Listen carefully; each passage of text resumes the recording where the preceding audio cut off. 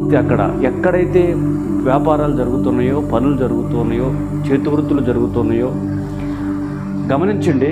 వీటి మధ్యన అబద్ధాలు ఆడి ధనాన్ని సంపాదించుకుంటా ఉన్నారు. అబద్ధాలు ఆడి ధనాన్ని సంపాదించుకుంటా ఉన్నారు. ఎవరండి అంటే మన సహోదరులు కాదు.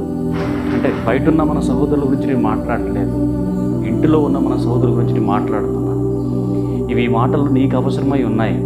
ఎందుకంటే నువ్వు ప్రభువుని నమ్మి ఆయన నామములో బాప్తిసం పొందుకొని ఈరోజు నిరీక్షణ కలిగి ఉన్నావు కాబట్టి ఇవి నీకు ఉపయోగపడే మాటలు, నీకు క్షేమకరమైన మాటలు, నీకు దీవెనకరమైన మాటలు. అయితే ఈ రోజున ఈ విషయాలు గ్రహించకుండా, అర్థం చేసుకోకుండా చాలామంది వారి యొక్క జీవనాన్ని గడుపుతూ ఉన్నారు. ఎలా పడితే అలాగా నోటుకొచ్చినట్టుగా అబద్ధాలు ఆడి లేనివి ఉన్నాయని చెప్పి ఆ వ్యాపారాల్లో డబ్బును సంపాదిస్తారు.